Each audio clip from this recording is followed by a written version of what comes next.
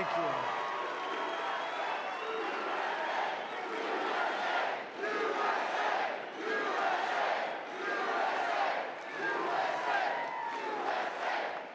Well, thank you very much, and I'm thrilled to be back at Cpac with thousands of great and true American patriots, and that's what you are.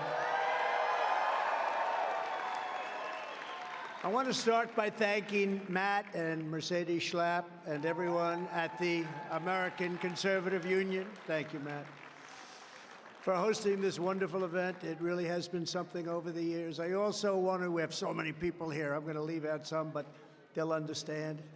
We have a lot of Congress, a lot of Senate, a lot of everything, but we'll do a few words and a few names. Diana Harshbarger, thank you, Diana, Congresswoman. Mike Collins, Elise Stefanik, I call her the rocket ship. Where's Elise? She's a rocket. Thank you, Elise. Jason Smith, friend of mine, great guy. Thank you, Jason. Wesley Hunt, Corey Mills, Dr. Ronnie Jackson, he's a doctor. He's an admiral. Where's Ronnie Jackson? He said, I'm the healthiest man ever to be president by far. Said if I wouldn't eat junk food, I'd live 200 years. Where is he? He's the greatest. We love you, Ronnie. He had a lot of things under his belt. Another one who's a serious character, but a great guy. You got to know him. He's a great guy. Matt Gaetz. Where's Matt? Thank you, Matt. Great guy. He's a brave guy. And another brave person. She started off very slow, very, very slow. She's a low-key person. Marjorie Taylor Greene. Thank you. Thank you, Marjorie. A good location, Marjorie.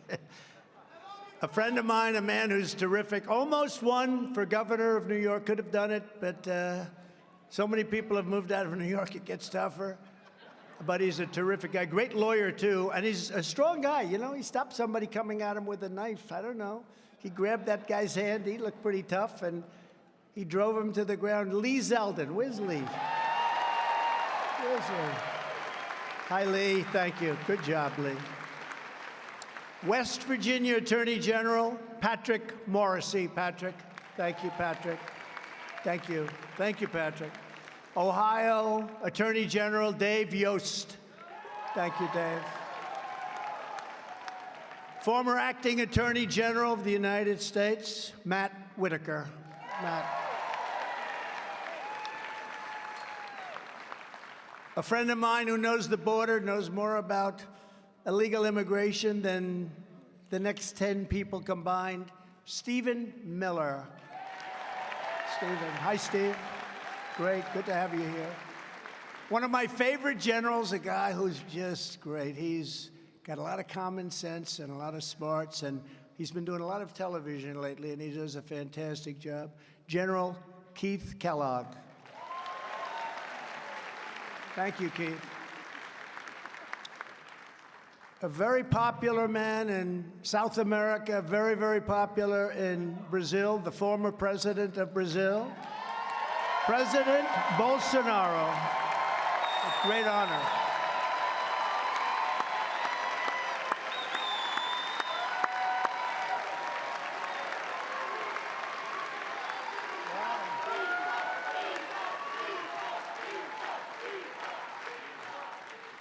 I don't know, you beat all these U.S. politicians. That's pretty good.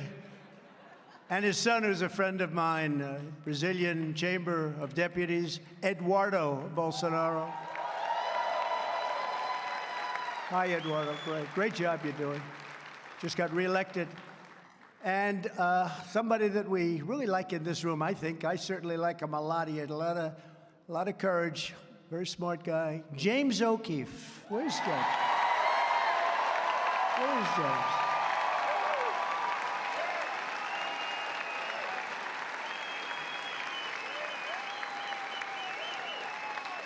Thank you, James. Good guy. As we gather today, our country and our movement, the greatest political movement in the history of our country. There's nobody going to even question it. Even the fake news media. That's a lot of fake news back there. And by the way, I want to thank the fire department. Look at these people. They're up the rafters. Thank you, fire department. But the greatest in our history, most important battle in our lives is taking place right now as we speak. For 7 years, you and I have been engaged in an epic struggle to rescue our country from the people who hate it and want to absolutely destroy it.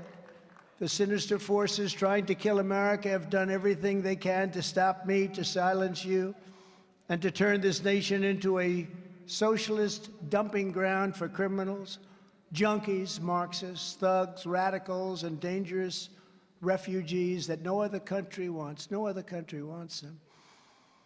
If those opposing us succeed, our once beautiful USA will be a failed country that no one will even recognize, a lawless, open borders, crime-ridden, filthy communist nightmare. That's what it's going, and that's where it's going.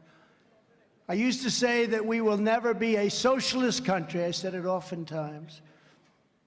I said it once at the State of the Union address, and people didn't understand what I was saying. But I'd shout it out loud, and I was right, because that train has passed the station long ago of socialism. It never even came close to stopping, frankly. We're now in a Marxism state of mind, a communism state of mind, which is far worse. We're a nation in decline. Our enemies are desperate to stop us because they know that we are the only ones who can stop them. They know that. This room, so important, the people in this room. They know that we can defeat them. They know that we will defeat them, but they're not coming after me. They're coming after you, and I'm just standing in their way. That's all I'm doing. I'm standing in their way. And that's why I'm here today. That's why I'm standing before you, because we are going to finish what we started. We started something that was a miracle. We're going to complete the mission. We're going to see this battle through to ultimate victory. We're going to make America great again.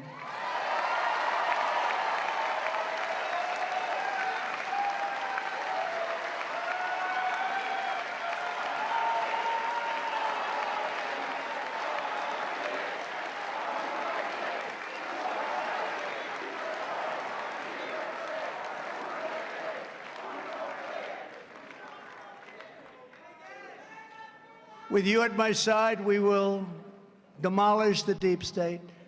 We will expel the warmongers. They are people that don't get it, although in some cases they get it. They get it for their wallets, but we can't do that. We can't let that happen. We will drive out the globalists. We will cast out the communists.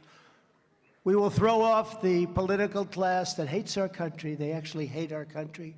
No walls, no borders, bad elections, no voter ID. We will beat the Democrats. We will rout the fake news media. We will expose and appropriately deal with the rhinos. We will evict Joe Biden from the White House. And we will liberate America from these villains and scoundrels once and for all. When we started this journey, a journey like there has never been before, there's never been anything like this. We had a Republican Party that was ruled by freaks, neocons, globalists, open border zealots, and fools. But we are never going back to the party of Paul Ryan, Karl Rove, and Jeb Bush.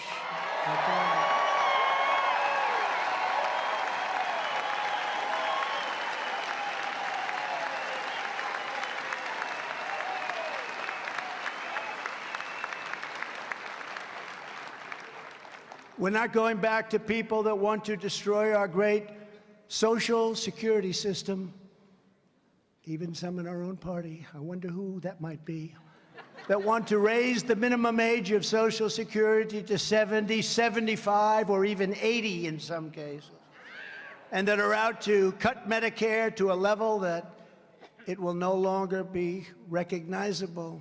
And when that was their original thought, that's what they always come back to. Remember that. You have to remember that.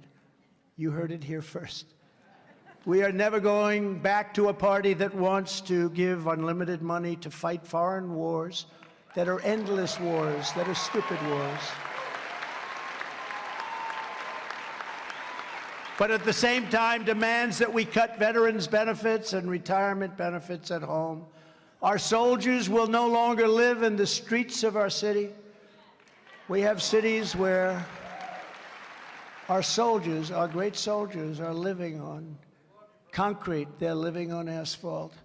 We will take care of our soldiers. There has never been a time like this. Illegal immigrants come in, and we house them in the Waldorf Astoria and many other of the greatest hotels anywhere in the world. But our soldiers, we do nothing for them. They sleep out at night and they freeze. They freeze in the cold, and they die in the heat. Well, people that came into our country illegally are in beautiful hotel suites, perhaps watching us on television right now. We were taking care of our soldiers just a short while ago, but we don't do that anymore. But we'll start doing it again. Our soldiers are very special to us. When a wonderful town in Ohio has difficulty, we are going to take care of that town, that city, that village, prior to worrying about the rest of the world. We're taking care of the problems of the rest of the world that they're not taking care of themselves. They have us put up the money. You know what I'm talking about. If you look at Ukraine, and we all feel so badly about it, but why isn't NATO putting up dollar for dollar with us? We put up $140 billion, and they put up just a tiny fraction of that. And, you know, we all want to see success, but it's far more important to them than it is to us because of that location. We are never going to be a country ruled by entrenched political dynasties in both parties, rotten special interests, China-loving politicians, of which there are many. You listening to this, Mitch McConnell? Are you listening?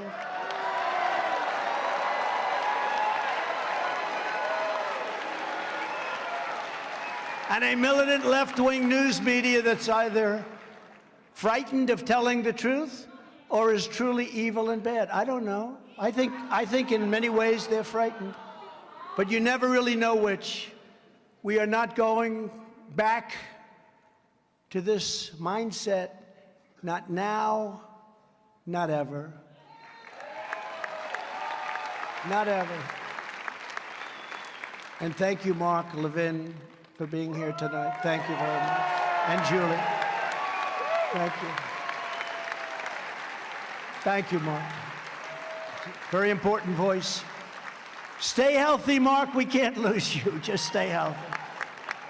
Stay healthy, Mark. We're not going to lose you. In 2016, we took away the power of this corrupt political class, and we did more in 4 years than any administration in the history of our country. If you look at what we did. We shut down the illegal foreign invasion at our borders and achieved the most secure border in U.S. history. We deported illegal criminal aliens by the tens of thousands. MS-13, taking them out by the thousands. We set records every single week. We were cleaning up our country. I smashed the false idols of the free trade fanatics. These are fools, or they're getting very rich, probably the second. And left the China lobby reeling from our historic tariffs and taxes that we charge them, bringing in hundreds of billions of dollars pouring into our treasury from China. Thank you very much, China. When no other president had gotten even 10 cents, not one president got anything from them. Our trade deficits were $500, $600, $700 billion a year. Billion, think of it, dollars a year. Not sustainable by any country. They built their military, and they have a very powerful military with the money that we gave them. How stupid are we? I was the only president in modern history who did not have Any new wars? No new wars. I finished some old ones. I finished some old ones.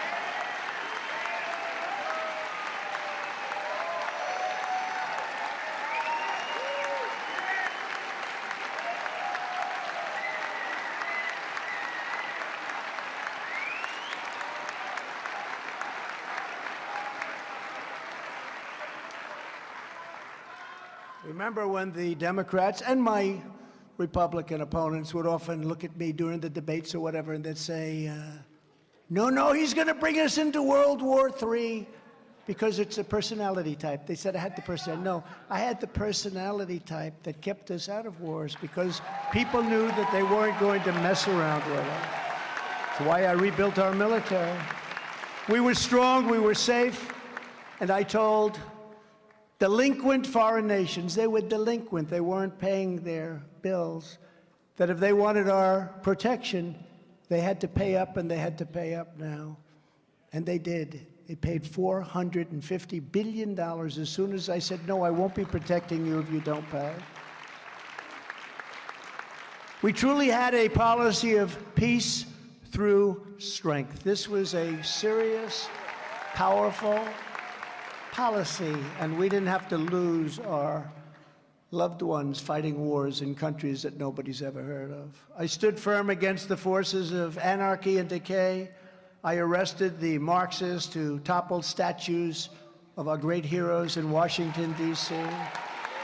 We arrested them. They were knocking down the most beautiful artwork, the most beautiful statues of great heroes. They didn't even know who they were doing. They just wanted anarchy, and I passed and signed an executive order. Anybody that does that gets 10 years in jail with no negotiation. It's not 10, but it turns into 3 months. And it's an incredible thing that stopped right away. You know, they were heading to the Jefferson Memorial. They wanted to take out Thomas Jefferson. I don't think so. I don't think so. I don't think we're going to let that happen. But we passed it. It was a very old law, and we found it. One of my very good legal people, along with Stephen Miller, they found it. They said, sir, I don't know if you want to try and bring this back. I said, I do. And as soon as we passed it, that was the end. It just stopped. It's amazing. It's a miracle. We banned transgender insanity from our military.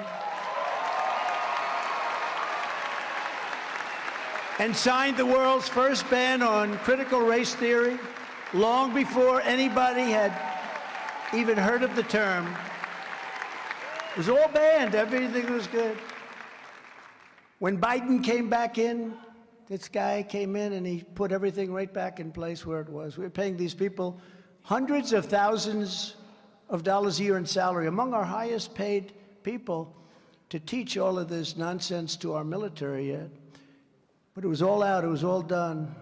There's only one president in history who has ever taken on the entire corrupt establishment in Washington.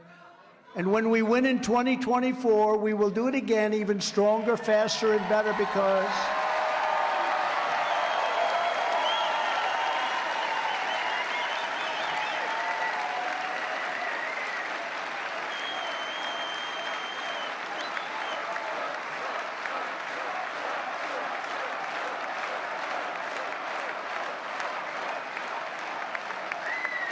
now I am experienced, and I know the people of Washington. I didn't know them. I was from New York. I only came here 17 times, they said. I read that in the fake news, so probably it's not true, but it's the best I could do. And I never stayed over.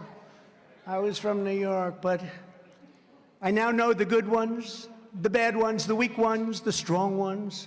I know them all. I know the people that have to do the job and can do the job. A lot of them are in this room right now.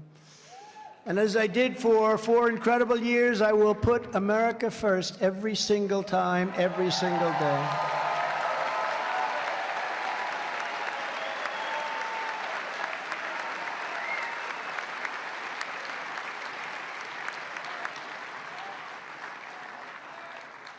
From the beginning, we have been attacked by a sick and sinister opposition, the radical left, communists, the bureaucrats, the fake news media, the big money special interests, the corrupt Democrat prosecutors. Oh, they're after me for so many things.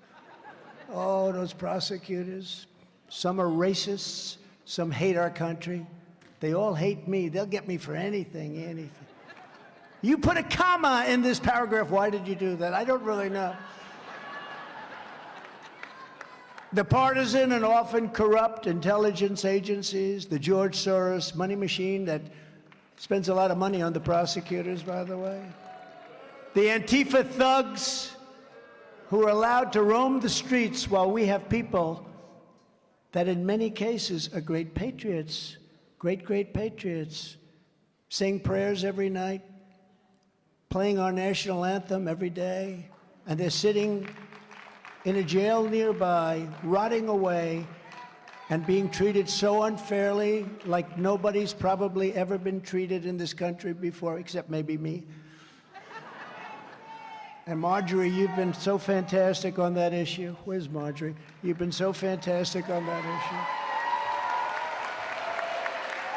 And Elise, and Matt.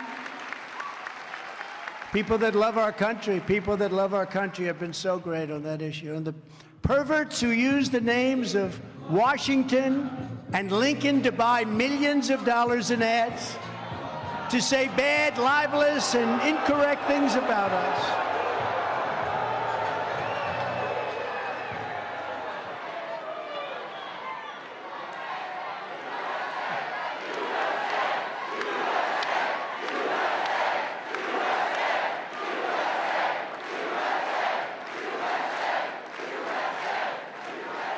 I didn't know this was a rally, Matt.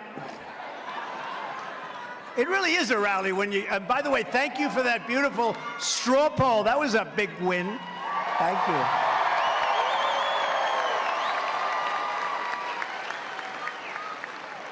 Our enemies are lunatics and maniacs. They cannot stand that they do not own me. I don't need them. I don't need anything about them. I don't need their money. They cannot steer me. They cannot shake me, and they will never, ever control me, and they will never, ever, therefore, control you.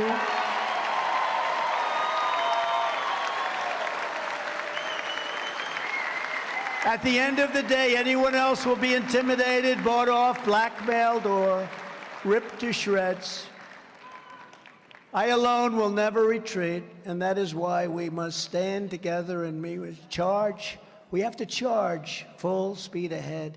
You know, I had a beautiful life before I did this. I lived in luxury. I had everything. People said to me, "Are you sure you want to do it, sir?" I said, "Oh, this will be so amazing." What the hell did you get me into? I didn't know the word subpoena. I didn't know the word grand jury, those words, grand jury. I didn't know that they want to lynch you for doing nothing wrong. I didn't know they want to lynch you for doing a great job. I didn't know they want to put you away because your poll numbers are better than anybody they've seen in years. And then they go with the disinformation campaign. First of all, we're leading every Republican by massive numbers. And very importantly, perhaps more importantly, we're leading Biden by a lot. And we're leading Kamala by a lot. And every time the polls go up higher and higher, the prosecutors get crazier and crazier. We got to stop these guys. He says, we have to stop Trump now. We got to stop him now because we can't stop him at the ballot box. You know, they tried that in 2016. How did that work out? Not too good. And we actually, and I have to say this, I hope Fox doesn't turn off, but we did much better in 2020 than we did in 2016. Much better. But we have no choice. If we don't do this, our country will be lost forever. People are tired of rhinos and globalists. They want to see America first. That's what they want. It's not too complicated. This is the final battle. They know it, I know it, you know it, everybody knows it. This is it. Either they win or we win. And if they win, we no longer have a country. And I promise you this, if you put me back in the White House, that beautiful building, but I live in very beautiful buildings, it's not that reason. Beautiful. That building wasn't the easiest building to live in. with what I was put through. And you know, I get a lot of credit. A lot of people say, how do you do it, sir? I had a man come up to me the other day, one of the toughest, strongest people that you can imagine. You all know his name, big businessman, a lot of money, a lot of success, tough as hell. And he said, could I ask you a question, President? What? A friend of mine, he used to call me Donald, now he calls me President. Could I ask you a question, President? What? How do you do it? How do you do it? Every day they send you subpoenas. Every day they're after you. They're looking to take you down at levels that nobody's ever put up with before. 7 years I've gone through this. We beat them all, but it continues. And he said to me, seriously, how do you do it? I could never do it. This is one of the toughest guys. I said, maybe you could. He said, nope, I couldn't do it. I couldn't get out of bed in the morning, but I do it for you, and that's what I'm doing it for. I do it for you. Yeah, right?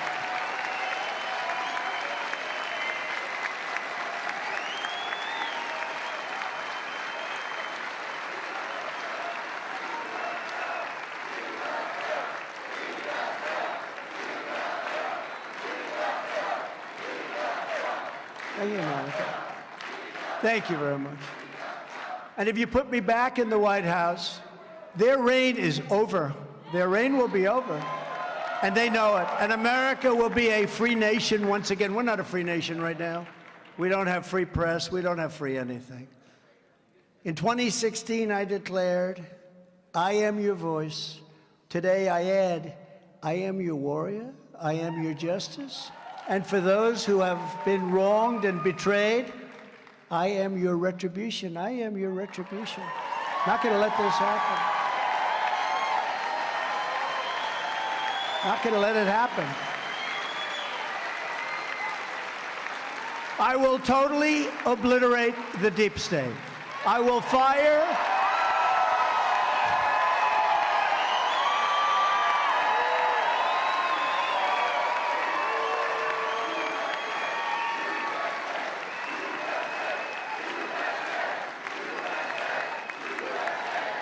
Thank you. I will fire the unelected bureaucrats and shadow forces who have weaponized our justice system like it has never been weaponized before. It's sick. These are sick people. And I will put the people back in charge of this country again. The people will be back in charge of our country. The Biden administration is the most corrupt administration in American history. Hunter Biden is a criminal and nothing happened to him. Nothing happened. Joe Biden is a criminal and nothing ever seems to happen to him. Because, you know, say what you want, but the Democrats stick together. They don't have Mitt Romney. They don't have guys like that. They stick together. How's Mitt Romney doing? Not too good. I could name plenty of others, too. But they do stick together, whether you like them or not, and many of us don't, but maybe someday we get together. You know, a question was asked of me just before COVID came in. They said, the country is coming together. Do you think this is real?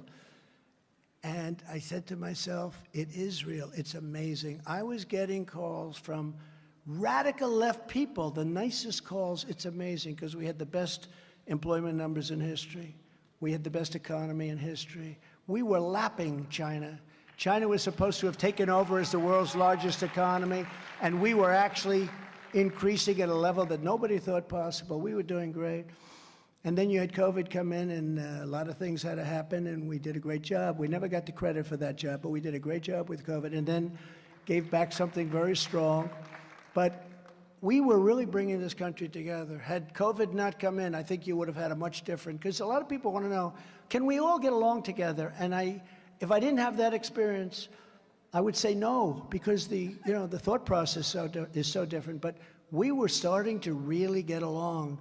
And then we had the disaster, as I call it, the China virus, because I want to be open, and I want to be accurate. But Biden openly held back $1 billion taxpayer money for the government of Ukraine. Remember he said, until they fired a prosecutor, when they fired that prosecutor. And this prosecutor was after Hunter and the company that was paying him a fortune of money. Remember, Joe Biden stood up and said, and I looked at them and I said, you're not getting that $1 billion. You're not, until you get rid of the, I can't believe he did that. Can you imagine if I did that? I wouldn't be here right now, I suspect. And nobody picks it up. Nobody wants to pick it up. It doesn't get any worse. It doesn't get any worse than that. Although, maybe it does. It's called the laptop from hell. That gets worse. And yet they go after me over and over again about something that's not even a crime.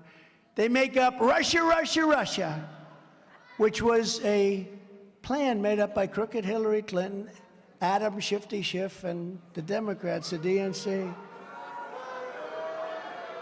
They then made up a fake phone call. They took a phone call that was perfect, and they pretended that I said things that weren't even in there. They actually imitated. Remember Schiff? He stood up in Congress, and he repeated the call like I was a gangster. Over and over again, quid pro quo. Remember the term, quid pro quo? But there wasn't. I called downstairs at the White House. I said, listen, do we have that call taped? Because there's no way I said those things. And they called back and tell me, yes, sir, we do, essentially. We had transcripts of the call.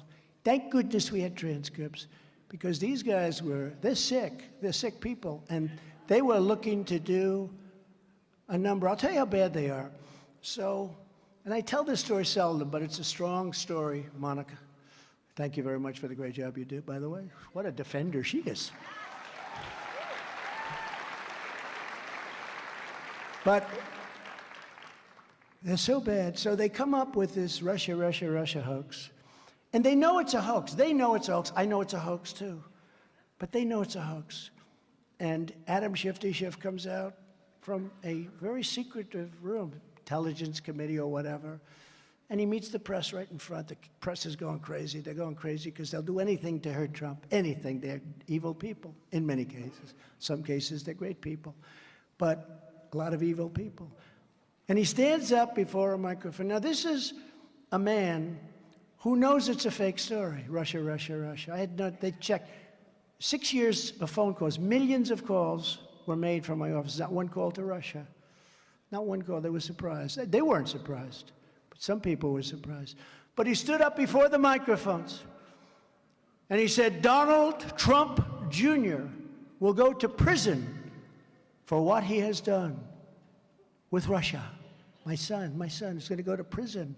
He said, my son's going to go to prison for what he's done with Russia. And my son didn't have anything to do with it.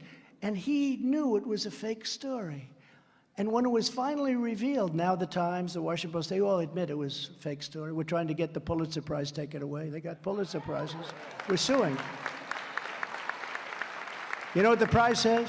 For its concise and accurate reporting on the Russia, Russia, Russia event. And they have it actually totally wrong. Actually, Mark Levin should get a prize. And Greg Jarrett should get a prize. And even it's not his deal, Sean Hannity should get a prize. And frankly, Jesse should get a prize. Jesse should. And a lot of people, and I'll tell you, you know who should get a prize? Tucker should get a prize. Tucker Carlson. They're very strong.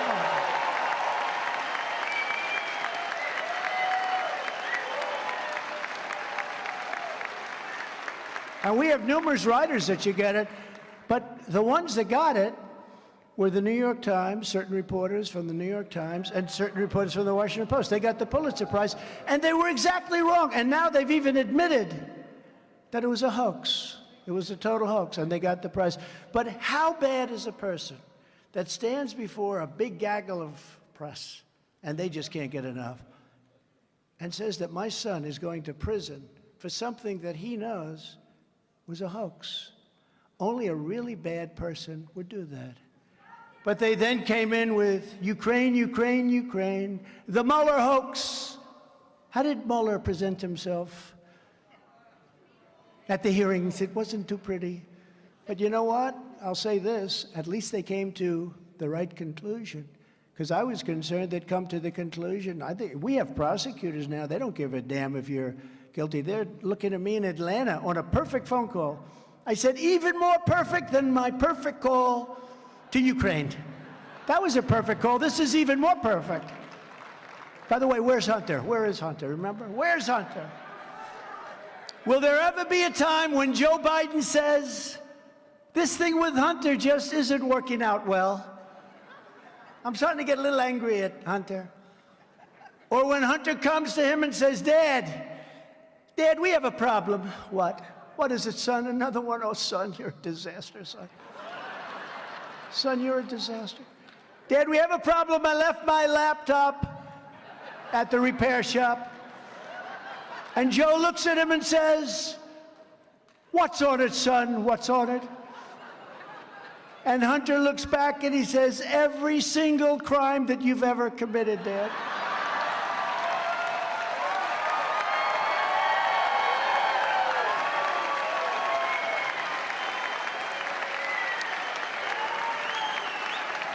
And hence it's called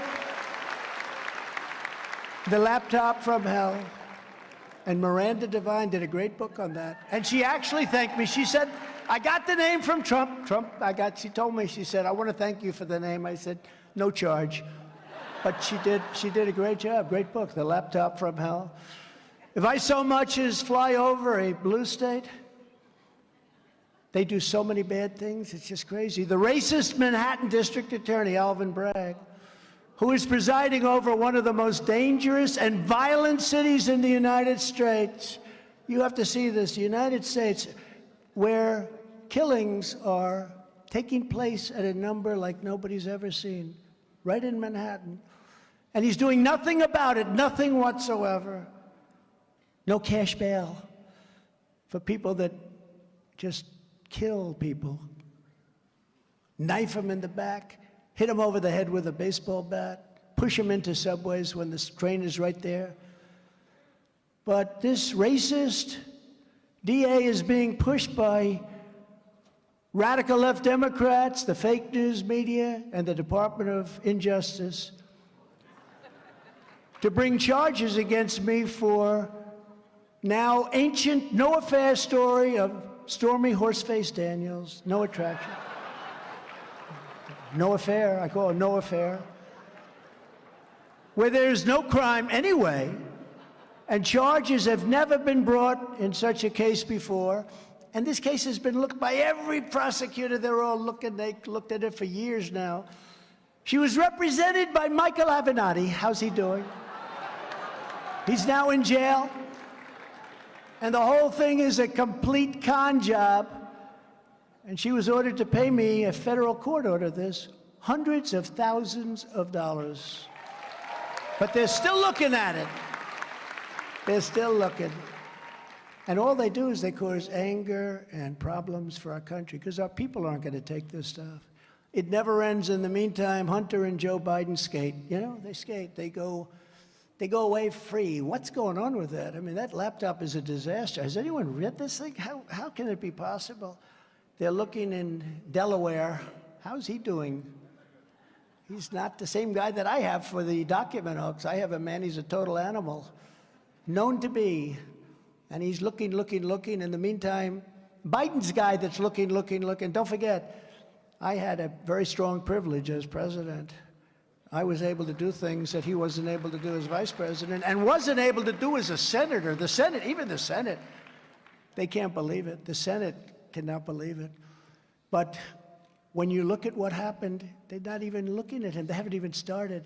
Congress and various radical left Democrat prosecutors, in an effort to stop me, go to the Supreme Court twice. They went twice, and the Supreme Court, in a moment of total weakness, gives them everything they want in order to try and prosecute Trump, everything. Thank you very much, Supreme Court. I appreciate it. But they found nothing. They looked at 11 million pages of documents. It's a big company. It's a great company. Remember my taxes? We're after his taxes. 5 years I heard about my taxes. They came out about 2 months ago. Everyone said, wow, it's a great company he built. That's great. That's the end of it. No, right? And you know, I The biggest and most prestigious, one of them at least, law firms, accounting firms, doing all this stuff. I don't do it. They do it. You rely on these people. They do it. But I didn't hear one word. And how stupid am I telling you this story right now? Because now we got to find something in there. He made a typographical error. There's a revolution going on within the FBI because they don't want to be doing what they're being told to do because they know right from wrong. I'm talking about the people that work in the FBI. And they like me and they like you a lot. So many of them.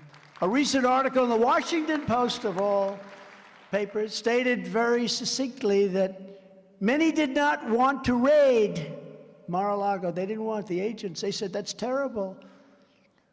But they were forced to do so by their Marxist radical left leadership. And it drove my popularity numbers through the roof. Who would think this? I got impeached and I went up 11 points. It's not supposed to work that way. Mark, when Nixon got impeached, it went down, right? It was a spiral down. He couldn't stop it. I got impeached, we went up. But the FBI people, they didn't want to do this. To those in the FBI that are with us, I want to thank you very much. I really do. I want to thank you. Stay strong. Stay strong. Help is coming. Then there's the racist DA from Atlanta, whose city is among the most violent and dangerous places per capita in the country. More murders than even Chicago per capita. It's totally out of control, and yet she has her kangaroo court focused on a perfect phone call that I made, while her jury foreman, a rather bizarre young woman, is going around doing media interviews and saying exactly what's going on in this one of many grand juries. Our opponents do anything they can to hurt me politically because they're afraid of me and they're afraid of you. That's what it is. But it's not supposed to work that way. The disinformation, people say they are great at disinformation. The one we want to run against is Trump. Do you ever hear that? Oh, we want to run against Trump. Even though I'm leading every one of these guys, and even though I won the second election, okay, I won it by a lot. You know, when they say Biden won, the smart people know that, didn't they? But right now we're way up. But they say, oh, we want to run against Trump. They always say that. They say that about everybody. When they have somebody that they don't want to run against, a governor, a senator, they say, we want to run against, because it's like demeaning. You know, in other words, like you're supposed to be a schlemiel that, I mean, I got 75 million votes. I got more votes than any sitting president in history the second time. And we really did. We did a much better job than we did in 2016. 2020, we did better than 2016. But they say, we want to run against Trump. In the meantime, they're spending hundreds of millions of dollars trying to find just a single word, a sentence, anything, to prosecute Trump because they don't want to run against me. That's what they say. We want to run against Trump. We'll do anything to run against Trump. They have the greatest line of bullshit of any group of people I've ever seen. Want to run against Trump.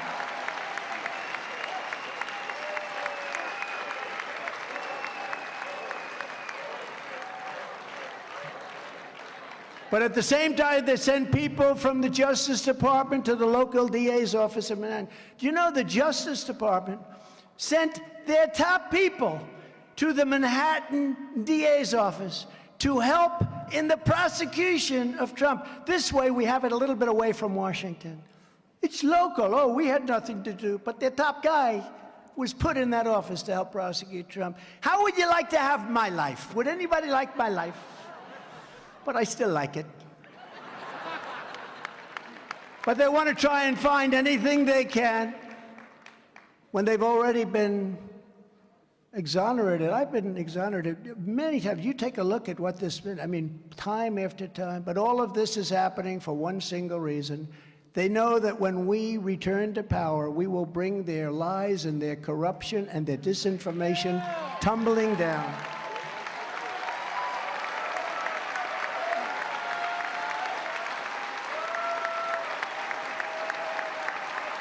Our getting back in the White House is their worst nightmare, but it is our country's only hope. It's our only hope. If we don't get back Now, this country can't take it. Even the 2 years, and now, fortunately, it's less than that. It's hard to believe it's less. It used to say 4 years. A lot of people said, well, sir, the election was so bad. You'll be in 1 year. A lot of people in this room, you'll be back in 6 weeks, sir. But it's a bad system in many ways, very bad, very dangerous system. But nobody else can do it but us. In recent weeks, I've been laying out a bold, detailed agenda for how we're going to complete this mission in our next term. I do weekly statements, and people are liking them. Today, I want to go through some of our big plans that I will do as the 47th President of the United States.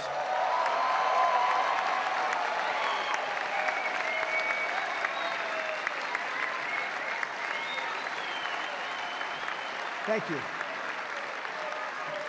At the top of my list, we'll be stopping the slide into costly and never-ending wars. We've got to stop it. Can't keep spending hundreds of billions of dollars protecting people that don't even like us. Now, you know, in business, if you did that, what you do is you put up the money and then you say, but listen, we own half your country in case you win. You know, you take a piece of the upside, right? We get nothing. In fact, the opposite. We put up the money, and then after it's finished, assuming it's successful, let's say it's successful, they don't want to even talk to us. No, you have nothing to do with us. Get out of here. You have nothing. No, no. In business, you put up money, seed money, call it whatever you want. You end up owning the country by the time it's over. And the only reason they're doing well is we're giving them the greatest equipment that I bought, the greatest equipment ever made. And the only reason they're doing well with NATO is I raised $440 billion from countries that weren't paying anything. And the Secretary General Stoltenberg, good man, he said it's one of the greatest jobs I've ever seen. I hope he still says that, but one of the greatest jobs. He said Obama would come and make a speech. Bush would come, make a speech, and then they'd leave. I came, I looked, I said, man, these people aren't paying. We're paying for the whole thing practically. Of the 28 countries at the time, only 8 were paid up. 20 weren't, including Germany. They paid a fraction of what they were supposed to be paying. And I said to them, either you pay or we're not going to protect you. And a man stood up, a president of a country stood up, and he said, sir, could I ask you a question? This was a round table with nobody in the room but the presidents, prime minister, and dictators, okay? Some of them are all the same. But they stood up, and he stood up and said, sir, could I ask you a question? If we don't pay up, and if we get attacked by Russia, will you protect us, sir? I said, now you're not paid up, right? That's right. You're delinquent, right? Yes. I will not protect you from Russia. Sir, we'll send you a check tomorrow, sir. We'll send you a check tomorrow. It will be sent by overnight mail, sir. I promise you'll have it tomorrow. Now, if I said, like the stupid politicians say, absolutely will be, you know, Article 5, 6, 7, 8, 9, where you're supposed to do it. But those articles all suppose that you're supposed to be paid up. But let's say I said the opposite. Yes, we will always protect you. And I took a lot of heat because they said, I'm not a good member. Actually, NATO wouldn't even exist if I didn't get them to pay up. But they paid up $449 billion or something, and that's the money they use. They're rich as hell right now. They spent an office building that cost $3 billion. It's like a skyscraper in Manhattan laid on its side. It's one of the longest buildings I've ever seen. And I said, you should have, instead of spending $3 billion, you should have spent $500 million building the greatest bunker you've ever seen, because Russia wouldn't even need an airplane attack. One tank, one shot through that beautiful glass building and it's gone. Same architect I used in Chicago, great architects, but they didn't have war in mind. But when things happen, that building would be gone in about 15 minutes.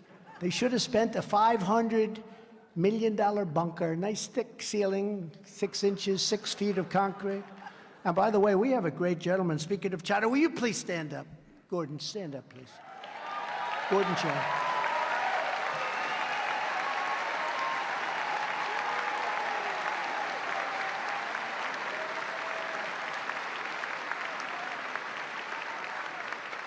You know, I'm talking a lot about China, and I'm looking over, I'm saying him, and I'm just studying his face as I'm speaking, because people do like me to go off script a little bit, right?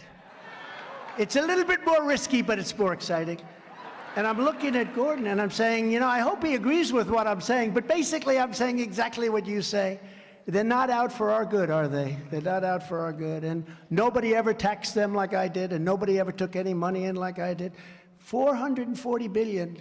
We took in so much money from China. It's so incredible. So it's an honor to have you here. Really, it is. I agree with almost everything you say. Almost everything. Great. Thank you very much. Thank you, madam. Thank you very much. Great job, both of you. I was the only president in decades that didn't have a war, but I completed wars that were already started, including defeating 100% of the ISIS caliphate. 100%.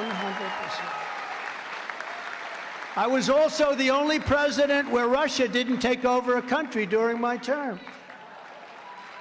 Russia took over not because I got along with Vladimir Putin very well. I say, Vladimir, don't do it. You know, you and I are friends. Don't take over any countries because, you know, Moscow will be hit very hard. I told him things.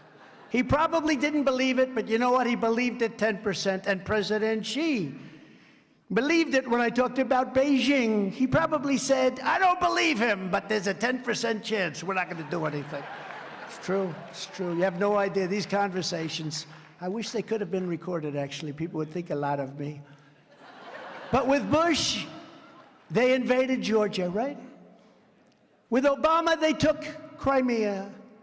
With Biden, they're trying to take everything. And he won't even know they took it.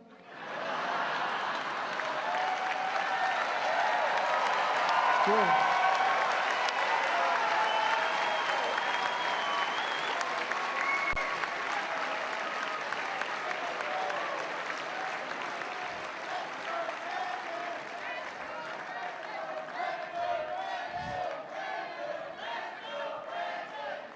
Thank you.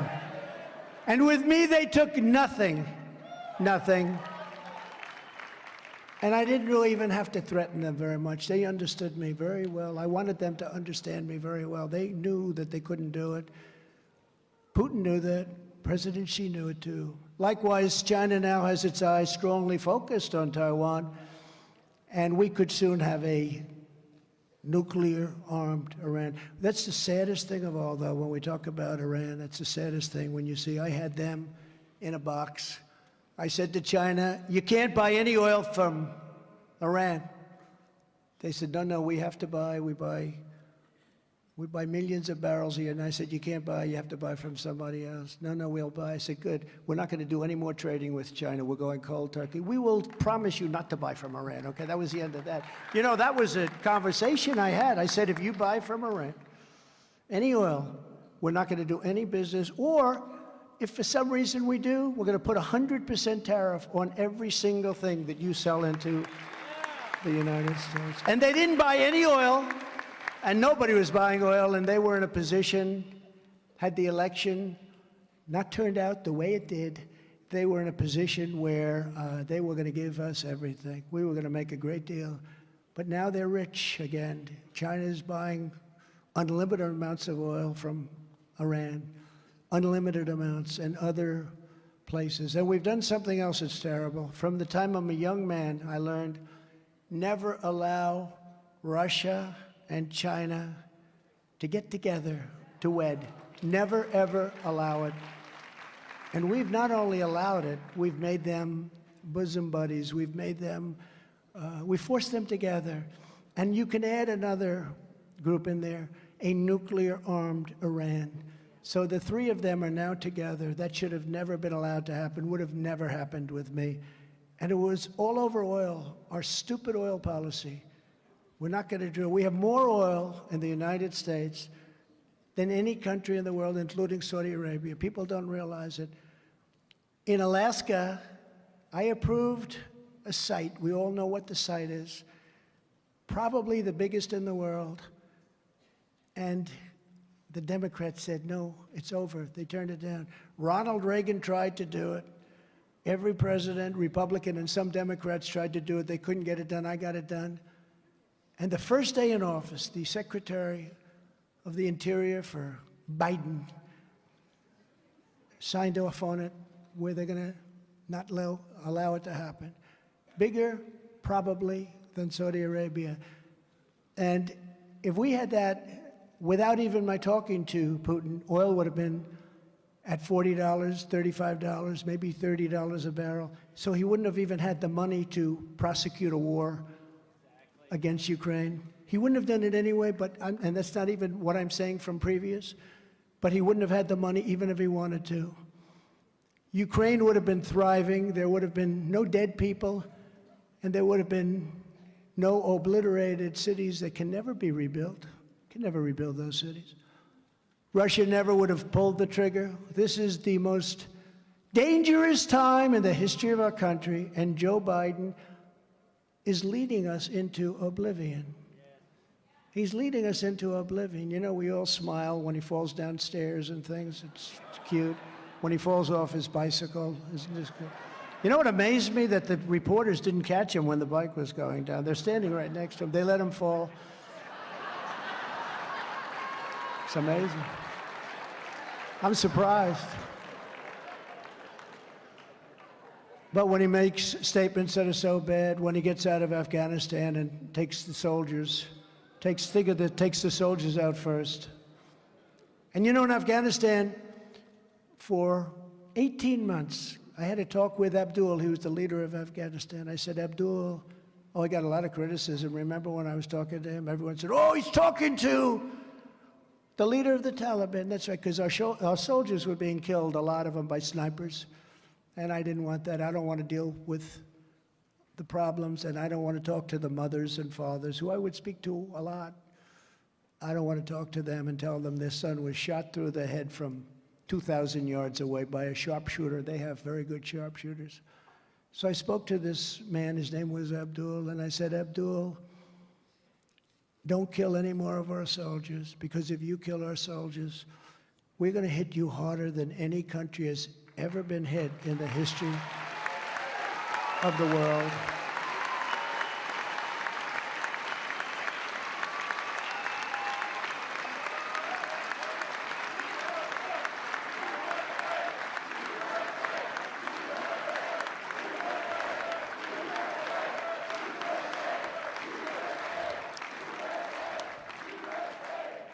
And he called me Your Excellency. He was, you know, I got along with him. He's still there. He's still the leader of the Taliban, but now he's got $85 billion worth of our equipment that I bought. $85 billion. I said to General Milley, I want every piece of equipment. Sir, I think it would be cheaper to leave it behind, sir. That's when I lost faith. That, and when he didn't like me holding up a Bible in front of a church, I said, this guy's not with us. This is not a smart guy. But he didn't like it. I said, I want every single, because I was getting out of, but I would have kept Bagram, because Bagram's 1 hour away from where China, forget about Afghanistan, where China makes its nuclear weapons. 1 hour away. The biggest, most powerful runways in the world. We built it many years ago for tens of billions of dollars. And we gave it away one night. We just left the lights on. We did leave the dogs behind. Everyone says, oh, did they take the dogs? Because they're dog lovers, right? No, we left the dogs behind. And the Taliban doesn't like dogs, by the way, not at all. But we left in disgrace.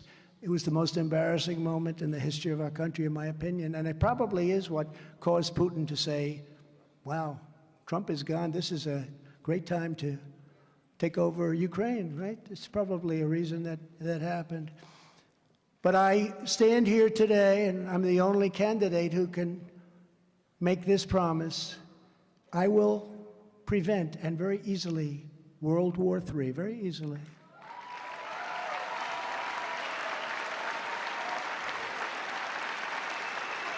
And you're going to have World War III, by the way. You're going to have World War III. If something doesn't happen fast, you're going to have World War III. And by the way, just to conclude that little story, when Abdul heard me say that, he said, Your Excellency, thank you so much for telling me that.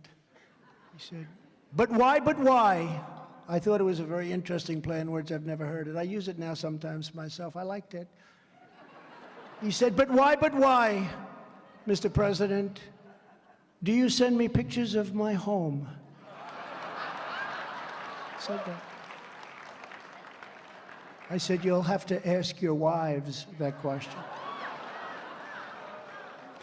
And we didn't have, Mark will tell you this, we didn't have one soldier killed. In 18 months, not one soldier was killed. Not one soldier, right?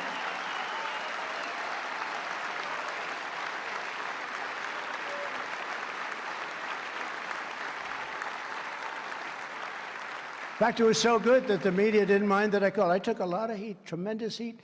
Why do you call him? I said, well, you know, they asked Jesse James, the great bank robber from many years ago, why is it that you robbed banks? Why do you always go after banks? And he looked at him, he says, because that's where the money is. Well, I spoke to Abdul because that's where the problem was. But we won 18 months until that horrible day when we lost 13 soldiers. And you know, the thing that nobody ever talks about, we lost 13, we lost $85 billion worth of the greatest military equipment in the world. Goggles, night goggles that are so good, so sophisticated, better than anything we have, brand new, never even taken out of the box. And you know, the Afghans, and they're actually very good, the Taliban are good fighters, Afghan, because it's really very much the same thing, frankly. They didn't fight good for us, but they fought good for themselves, and they took a lot of money from us. I asked General Mattis, I said, you know, we got to get out of there. They've been there for 20 years. We got to get out of there. Sir, they're fighting for their country, sir.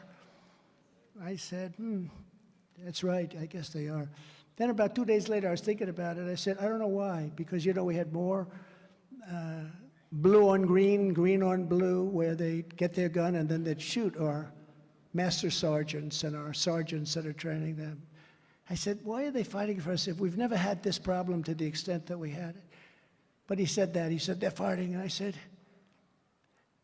are we paying them a lot of money to fight? And I had it checked. Yeah, we were paying billions and billions and billions of dollars to these Afghan soldiers. Tens of billions of dollars. I said, they're not fighting, General. I called them back in. They're not fighting because they love us or they love their country. They're fighting because they're the highest paid soldiers in the world. We're basically bribing them to fight. And they didn't fight, but the Taliban did fight. Same people, but the Taliban did fight. But they didn't kill anybody for 18 months. I'm very proud. In fact, Biden got up and he actually said that. They didn't kill anybody. I will say that. They didn't kill anybody for 18 months. And you know what happened? His people start screaming, don't say that! Because that's a good thing for us. But then when we left, we lost soldiers, 13 killed. But what they don't talk about, they talk about the equipment, they talk about the fact that there are still to this day a lot of Americans in there that we've lost contact with. It's a rough place. But they don't talk about the fact that many of these soldiers were absolutely destroyed. Destroyed. They lost their arms. They lost their legs, they had their face blown off, and they were absolutely destroyed. And they don't talk about that. They don't talk about it. And it's very sad because these people, many of them, we lost 13, they died, but nobody ever talks about the gravity of the injuries to these soldiers. And it's a very sad thing. I got it down to 2,500 people. I was the one that got it down, but we were going to get out with dignity, with strength. We were going to be respected and admired. And I could just see Abdul. They took out the soldiers first. You don't take the soldiers first. You take the soldiers out last. You get the Americans out first because they feared our soldiers. They feared our soldiers. They feared the F-16s. And now they own them. Think of it. You get the soldiers, and they go out last. You take our American citizens out. You then take our equipment out. And Millie said to me, sir, it's cheaper to leave the equipment than it is to take it out. I said, let me ask you, General, so we have a plane that costs $100 million brand new. You want to leave? Yes, sir, it's cheaper, sir. I thought he was, you know, another April Fool's deal, right? I thought I said, no, General, you fill it up with a tank of jet fuel, you fly it back home, or at a minimum, you fly it into Pakistan or some semi-friendly country and you take it from there, right? No, sir. I actually told them I want the tents. You know, the tents have big canvas, incredible tents with the I want every piece of steel. I want every screw. I want every nut. I want every bolt. I want every tractor. I want every Jeep. You know what they did? They left 700,000 rifles and guns. 700,000. They left 70,000 vehicles, 70,000, many of them brand new, many of them armor-plated, where they have 6 inches of steel in the bottom. Cost you millions of dollars to build. And they left that all behind. There's not a car company, used car lot, new car lot, anywhere in the world that would have 70,000 vehicles. I said to a friend of mine who's one of the Arrigo in Florida, great guy, I said, how many cars? I think he's like the biggest in Florida. They did very well, thank you. But the biggest, I said, how many cars would you have? I don't know, a couple of hundred extra, a couple of hundred. And he's like, a big one, real big one, runs a great operation. 70,000 vehicles. So now I read the other day that the Taliban, that Afghanistan, is the second largest seller of arms anywhere in the world because they're selling everything that we gave them. And by the way, as I'm speaking, do I see cash? Is that cash? Oh, my eyes are better than I thought. Is that cash? Ooh. And is that Rick Grinnell? Huh? Wow. I better check with Gordon, and I better check this audience a little more closely. I'm going to miss a lot of people in here. Great. 2 real patriots. They really are 2 great people. Thank you very much. But they're the second largest to us. They're the second largest arms dealer in the world. They're selling off all the beautiful brand new equipment we gave them. The Apache helicopter, which is the best in the world, they gave 1 to Russia, gave it. They gave 1 to China. And they're very good. They take it apart and they reduplicate it. They take it apart, they reduplicate it, because they've never been able to build one like we have. Now they're able to do it because they're very smart, actually. Before I even arrive at the Oval Office, I will have the disastrous war between Russia and Ukraine settled. It will be settled quickly. Quickly. I will get the problem solved, and I will get it solved in rapid order, and it will take me no longer than 1 day. I know exactly what to say to each of them. I got along very well with them. I got along very well with Putin, even though I'm the one that ended his pipeline. Remember, they said, Trump is giving a lot to Russia. Really? Putin actually said to me, if you're my friend, I'd hate like hell to see you as my enemy. Because I ended the pipeline, right? Do you remember? Nord Stream 2. Nobody ever heard of it, Rick, right? Nobody ever heard of Nord Stream 2 until I came along. I started talking about Nord Stream 2. I had to go call it the pipeline because nobody knew what I was talking about. But I ended it. It was dead. I told every company that had sucked into it that you're not doing business with the United States of America if you go forward and allow this to be built. It was done.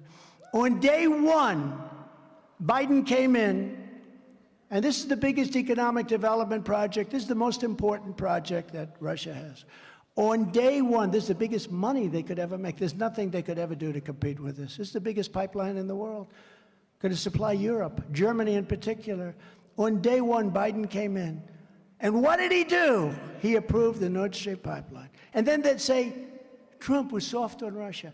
I was the one that gave 1,000 javelins. That's the anti-tank busters. And they are vicious, because I looked at those tanks, and they got hit 1 shot, and that was the end of that. You wouldn't want to be in those tanks.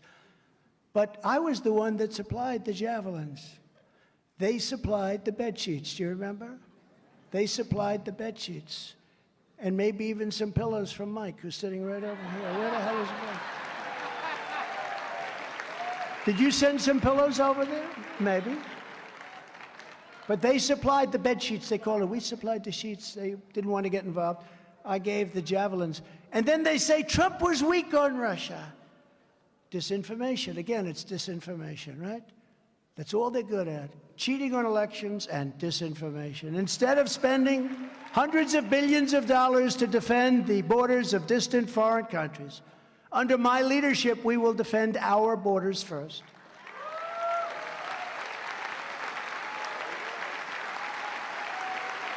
Three years ago, we had the safest border in the history of our country, and I will quickly do that again. As you know, I built hundreds of miles of wall and completed that task as promised.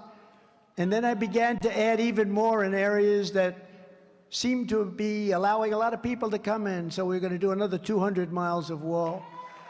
And it could have been done and completed in 3 weeks, but the Biden administration said they weren't going to do it. And in fact, the wall was sitting there waiting to be installed, the easiest part. And Biden, they took it away so that Texas and Arizona couldn't use it. Texas and Arizona said, could we use that wall? We'll finish it right up. And they said no, and they actually took it away and they hid it. They put it in a hiding area, which of course was revealed pretty quickly. All you have to do is send a couple of helicopters up. But they wouldn't let them use it. Under my leadership, we will seal it up and expand that wall till we have total control. But we did a great job on the wall, remember, with Paul Ryan and Mitch McConnell. Yeah, we'll give it to you next year. I said, nope, nope, give it to me this year. Well, sir, if you approve this budget, we'll give it to you next year. I said, all right, that's okay. So I waited, then they didn't give it, you know? And yet Mitch McConnell approves $5.5 trillion for Green New Deal garbage. It's a disgrace. But I took it from the military because I considered it an invasion. So, Marjorie, I said, you know what I'm going to do? I'm going to take it right out of the military because they're invading our country. And I got it built, and we did a great job. We did it quickly, and we used the Army Corps of Engineers. They were fantastic. Before Biden came into office, we had illegal immigration at a record low. Refugees were at the lowest level in history. Human trafficking, women and children, was at the lowest in 30 years. And drug dealers were finding the U.S. border a very inhospitable place to be. It was very inhospitable. In my last year, less drugs came through the southern border than had been seen in many, many decades. We weren't playing games. Now we have complete chaos. Fentanyl is pouring in. Families are being wiped out, destroyed. And there's death everywhere, all caused by incompetence. Millions of illegal aliens are stampeding across our border. Interior enforcement has been shut down. Everyone is overstaying their visas. Nobody even thinks about reporting it anymore. My wonderful travel ban is gone. I had a travel ban. It was so wonderful. Refugee numbers are through the roof, and spies and terrorists are infiltrating our country totally unchecked like never before. When I'm back in the White House, the very first reconciliation bill I will sign will be for a massive increase in Border Patrol and a colossal increase in the number of ICE deportation officers.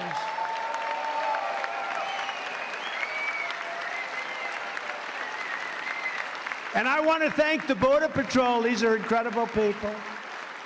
And I want to thank ICE, and in particular, I want to thank Brandon Judd, Border Patrol, and Tom Homan, Central Casting. He's Central Casting.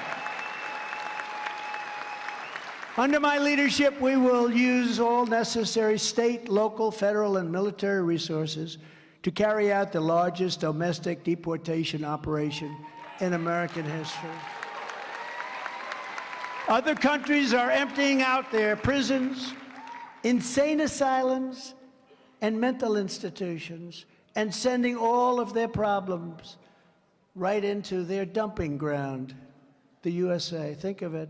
They're emptying out their prisons, and you've heard me say that, but they're also emptying out their mental institutions. And to use a strong couple of words, insane asylum. Insane asylum, that's where, anybody see Silence of the Lamb? That's where they come from, insane asylum. That's a stronger word than a mental institution. And they're putting them into our country. Thank you very much. I will ask every state and federal agency to identify every known or suspected gang member in America, and every one of them that is here illegally, and the towns know who they are. The towns and cities are the police. We love our police. The police know who they are.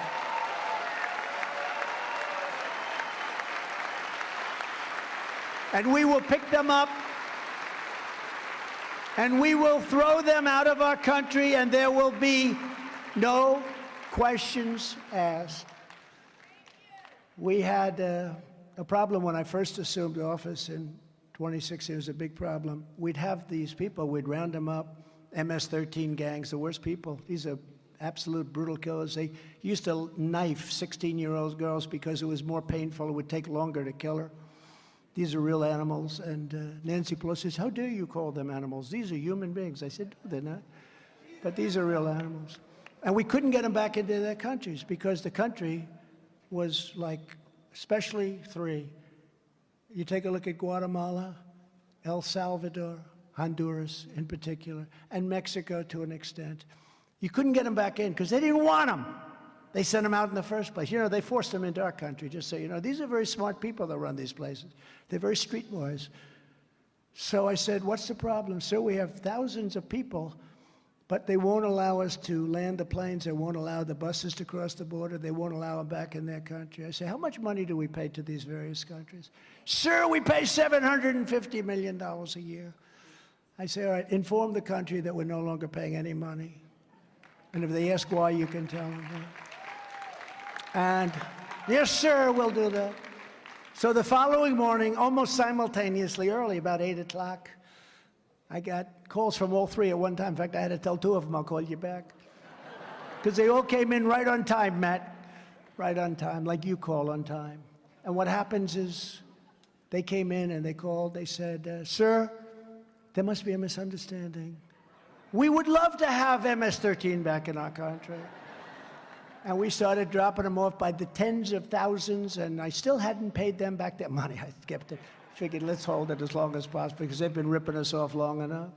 To stop the flow of deadly drugs, it will be my policy to take down the cartels, just as I took down the ISIS caliphate that everybody said was impossible to do.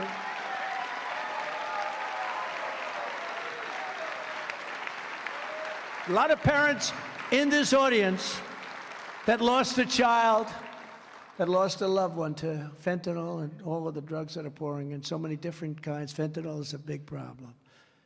In fact, with the ISIS caliphate, a certain general said, it could only be done in 3 years, and probably it can't be done at all, sir. And I did it in 3 weeks. I went over to Iraq, met a great general. Sir, I can do it in 3 weeks. You've heard that story. I could do it in 3 weeks, sir. How are you going to do that? They explained it. I did it in 3 weeks. I was told it couldn't be done at all, but it would take at least 3 years. Did it in 3 weeks. Knocked out 100% of the ISIS caliphate. We have a great military. The reason I say that, we have a great military. And I will direct the Department of Justice to go after Marxist prosecutors' offices to make them pay for their illegal race-based enforcement of the law. By the way, we have one of those great generals with us, General Kellogg. Where is General Kellogg? Is he around here someplace? Where is General Kellogg? He's the greatest. He's here. Thank you, General. Thank you. Thank you, General. And in cities where there's been a complete breakdown of public safety, I will send in federal assets, including the National Guard, until law and order is restored. You know, we're not supposed to do that. And one thing I think about a lot is when we had some difficulty in certain cities like Minneapolis, and if you take a look at Portland, how's Portland doing? They don't even have storefronts anymore. Everything's 2x4s because they get burned down every week. They don't put new storefronts up. It's chaos. But when we had in Seattle, remember they took over a large portion. I was ready to send in the National Guard. They heard that. More than the National Guard. I was ready to go to town. And they heard that, and you know what they did? They said, we're going to break it up now. They left. But we saved Minneapolis. The thing is, we're not supposed to do that because it's up to the governor, the Democrat governor. They never want any help. They don't mind. It's almost like they don't mind to have their cities and states destroyed. There's something wrong with these people. All of us have seen too many videos of 13-year-old carjackers and 14-year-old hoodlums viciously beating their victims. Saw it just yesterday, a horrible situation. They kill people without retribution because they may be days short of the age required to put them away, put them in jail, and throw away the keys for a long time. My administration will crack down on these out-of-control monsters, young though they may be, and impose tough consequences on juvenile criminals. You know, criminals use young people. They actually hire young people, pay them some money, not a lot, because if they get caught, nothing's going to happen to them. That will end. I will end the scourge of homelessness taking over our cities and suburbs. I just drove through Washington, D.C., coming here for the first time in quite a while, and the roads and highways were littered with trash like I've never seen before. It looked like somebody just took their garbage and just threw it all over the highways, the Beltway. It's so disgraceful, so disgusting. I always made it a point as president when I saw the highways were dirty or that the homeless encampments were starting to form to take care of the problem immediately. I used to have people out here all the time sweeping highways, cleaning highways, hosing them down. It bothered me so much. I'm in the beast. I'm being driven back to the White House from some site, and I'd see this filthy, dirty highway with paper that hasn't been, you could see it's been laying there for months, and I'd have them cleaned up. I wouldn't even call the mayor because it was never going to get done with the mayor. Frankly, the federal government should take over control and management of Washington, D.C.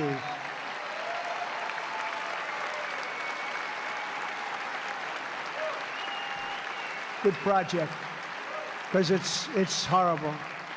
And I think of it differently. Foreign leaders come in to see us. We want them to do what we want them to do. And they drive through these terrible, disgusting streets where their streets are much better maintained, much nicer. And they see camps and homeless all over our beautiful, once beautiful parks, all over. Hundreds and hundreds of tents. I used to have them taken down immediately. I'd see one or two or three. I said, do it fast, immediately. Then I'd check, and it was done. They'd never have time to do. Once they have 500, 600, 700 of these things up, it's a much more difficult thing. But you can do that too. Under our leadership, we will take the homeless, drug addicted, and severely deranged, get them off our streets, and create 10 cities where we will get them the help they so desperately need. On day one, I will revoke Joe Biden's crazy executive order installing Marxist diversity, equity, and inclusion czars in every federal agency. And I will immediately terminate all staffers hired to implement this horrible agenda.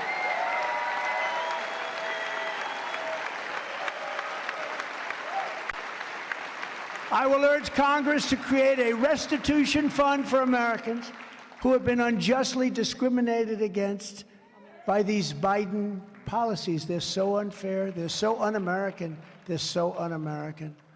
And we will ban all racial discrimination by the government. I will fight for parents' rights. Can you believe that here we are, and I'm saying I'm going to fight for parents' rights? Who would think that you have to ever say parents' rights? Don't you think parents have pretty good rights, right? Who would think that you have to actually say it? But you do, because they took the rights away, including universal school choice and the direct election of school principals by the parents. We want the school principal to be appointed and elected by parents. And you'll get some good principals then. Who loves the children more than the parents? If any principal is not getting the job done, the parents should be able to fire that principal immediately and select someone new. Continuing the work of our 1776 Commission, we will teach our values and promote our history and our traditions to our children. We will, in other words, be proud of our country again.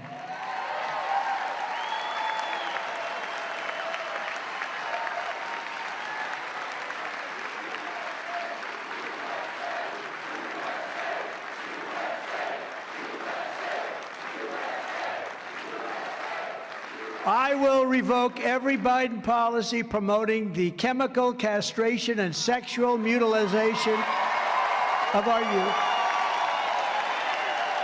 and ask Congress to send me a bill prohibiting child sexual mutilation in all 50 states.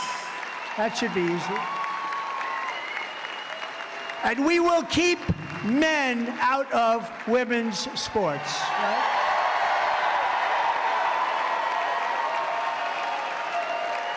How ridiculous. That will take place on day one. I will destroy the illegal censorship regime and bring back free speech in America, because we do not have free speech. And I will stop Joe Biden's demolition of our economy with his crushing inflation and mass layoffs. We will take care of inflation very, very quickly. 4.9 million people have dropped out of the labor force since I was president. As the Trump administration's great Larry Kudlow, does everybody know Larry? As Larry Kudlow said, Biden is setting a record on economic regulations that are absolutely killing American companies.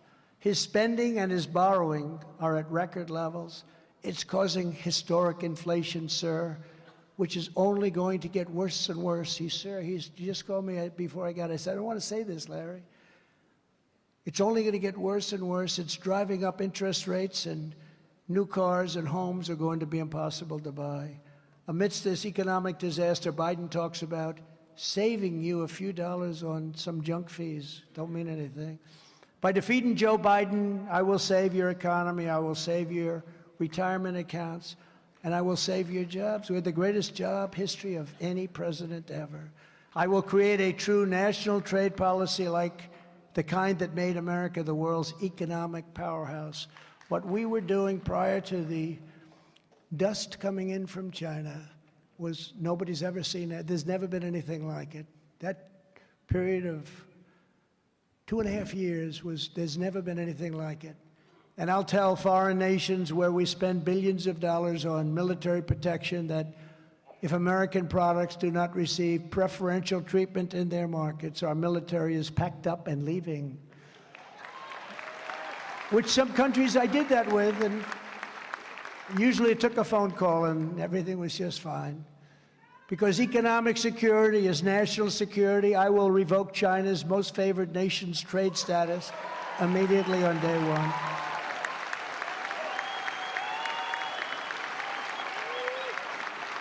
And I will implement a 4-year plan to phase out all Chinese imports of essential goods and gain total independence from China. We have to do it. We have to do it. I will hold China financially accountable for unleashing the China virus upon the world.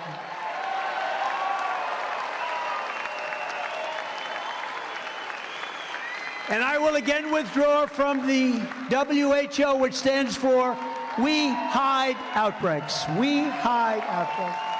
The United States was paying. I think this is important because, again, it's so much common sense involved. The United States was paying the World Health Organization $450 million a year. Now, in terms of money and the kind of trillions and trillions we're talking about, it's not that much, but it's still $450 million a year. And I took them out. That's what it was. The price was $450, and that's for 350 million people. China was paying $39 million a year for 1.4 billion people. Doesn't sound too right.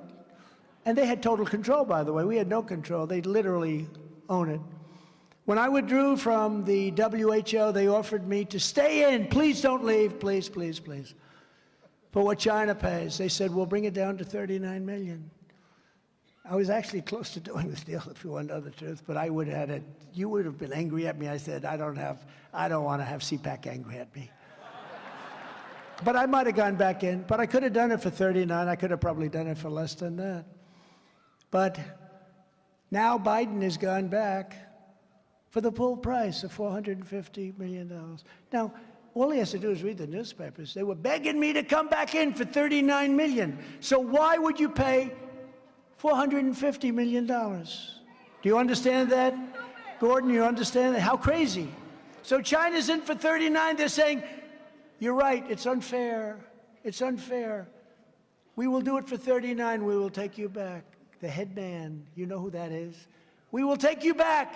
Then I started to say, actually, it should be much less. It should be like 5 or 6 million, right? But I didn't want to go there. We will take you back for 39 million. You're right, President. I said, well, we'll think about it. We'll see what happens, but the offer will remain open, right? Yes, sir, yes, sir, yes, sir. They went back in for the original amount. It's so sad. And we have no control, by the way. China controls WHO. So that's what it does. WHO is totally controlled by China. We could have saved $400 million a year. It's a lot of money. And now they're asking for even more dictatorial power and more and more and more of our money, but they're getting nothing more from China. When we're dealing with the Biden administration, it seems that every single day is April Fool's Day. Every day. They want an open border so that anybody can come in, and everybody else wants it to be closed. It's April Fool's. We want an open border. That's April Fool's. We want voter ID. They don't want voter ID. Who wouldn't want voter ID? 88% of the Democrats, except for the leadership, because they can't cheat with voter ID. But 88% of the Democrats want voter ID. But they don't want voter ID. It's April Fool's Day. They want to take the soldiers out of Afghanistan before we take our people and equipment out. But we want the soldiers to come out last. So then they blow it into a catastrophe, the most embarrassing event in the history of our country. It's April Fool's Day. They want all electric cars that don't go very far. I have a friend, he bought a car. He said, the car's wonderful, but you know, I go for an hour and a half and I got to put a charger and I can't find the charger. I'm going crazy. And also all the batteries and everything, the material comes all out of China. We have oil and gas, but we don't want the oil and gas cars. But we want everything, including electric cars, but we also want gasoline because the cars go longer and they're preferred by many people. We don't like quick drives that are stopped for 2.5 hours. It's April Fool's. They want all electric stoves all over the country. But we don't have the electric power for that. And we want electric stoves, but we also want gas stoves. It's April Fool's. Why do they want that? They want windmills all over the place that ruin our fields, kill our birds, and are very unreliable, and are the most expensive energy ever developed. We want oil, gasoline, natural gas because it's cheaper, better, and much more powerful. It's April Fool's Day. Under my leadership, we will regain energy independence that we had 3 years ago. We were on our way to massive energy dominance. We would have been paying off our debt because energy is big numbers. It's not like you're selling a little product. You're selling the biggest product of all, it's energy. We would have been paying off our debt. We would have been the strongest. You know, we're already bigger under my administration, bigger than Saudi Arabia or Russia. We were going to be much bigger than both of them combined. Within about a year, we would have made the kind of money they're making times 5. And we would have been paying off debt, and we would have been reducing taxes, and it would have been a beautiful thing. But they came in and they said, we don't want that. I will fight for a constitutional amendment to impose term limits on members of Congress.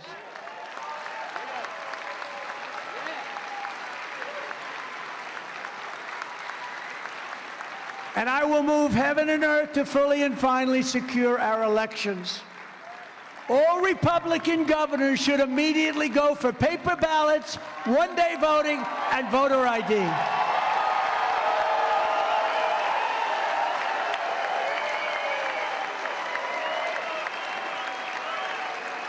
And the problem we have is we have governors, and some of them we like, and some of them we don't, but they're all talk.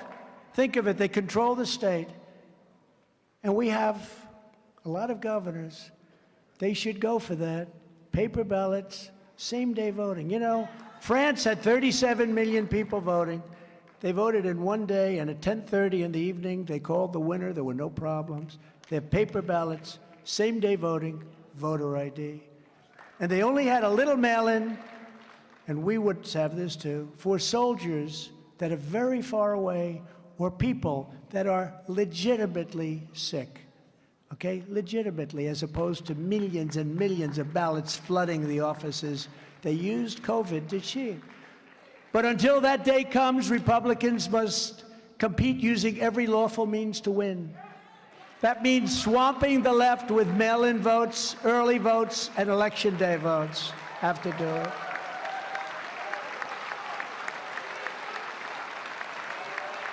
We have to change our thinking, because some bad things happened. You know, for some reason, Republicans like to vote on Election Day, right?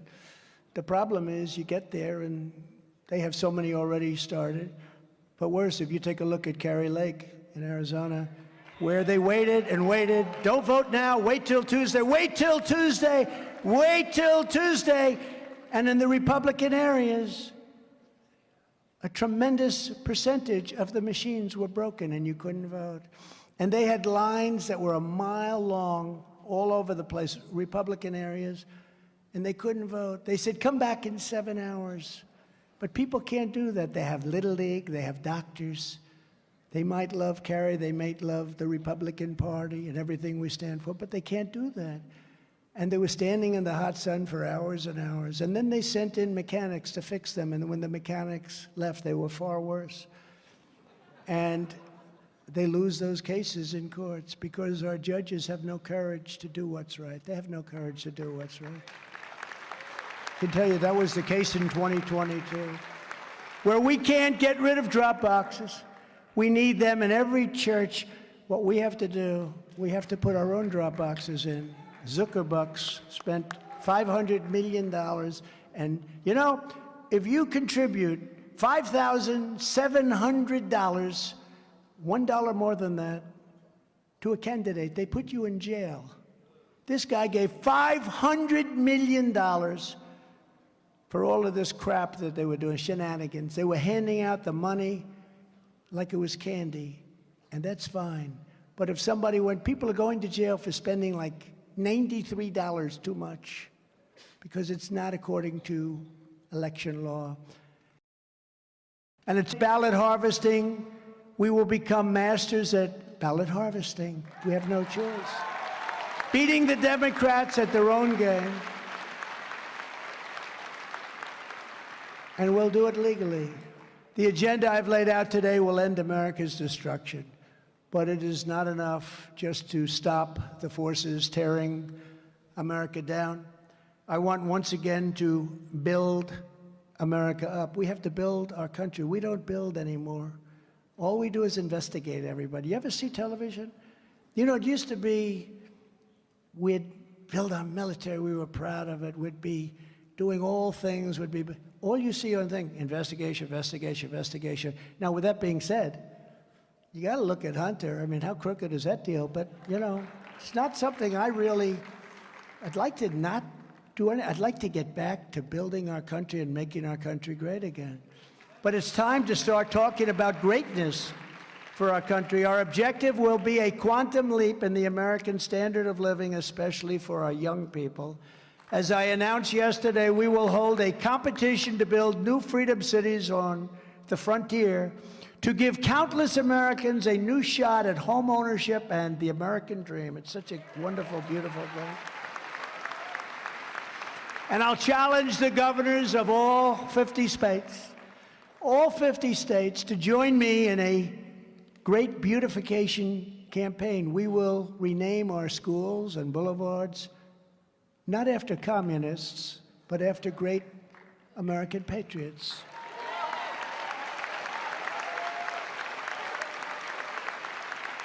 We will get rid of bad and ugly buildings and return to the magnificent classical style of Western civilization. We will support baby boomers, and we will support baby bonuses for a new baby boom. How does that sound? That sounds pretty. I want a baby boom. Oh, you men are so lucky out there. You're so lucky. You are so lucky, men. Our country will shine, thrive, and prosper like never before. All of this is within our reach, but only if we have the courage to complete the job, gut the deep state, reclaim our democracy, and banish the tyrants and Marxists into political exile forever. They are bad for us. They want us to fail. They want our country to go down. They are sick people. Change only happens if we plow fearlessly ahead and declare with one voice that the era of woke and weaponized government is over. That is our task. That is our mission. And this is the turning point and the time for that decision. Because as you've probably heard me say before, we will not back down. We will not bend. We will not quit. We will not yield. We will press forward with push. We will press forward with vigor. We will push onward, and we will finish what we started. We started a great, great positive revolution. Nobody's ever seen anything like it before. It's called Make America Great Again. We want to make America great again. We will cross the finish line. We will dismantle the deep state. We will demolish woke tyranny, and we will restore the American Republic to all of its radiant glory. And with God's help and your support, we will make America powerful again. We want to have a powerful country. We need to have a powerful country. We will make America wealthy again. We will make America strong again. That's what we want. We want strength. We will make America, think of your heart pounding. We will make America proud again. We will make America safe again, not like our streets of the cities, which are a disgrace for the entire world to watch. And we will make America great again. Thank you very much. Cpac, thank you. Thank you very much, man. Thank you. Thank you, everybody.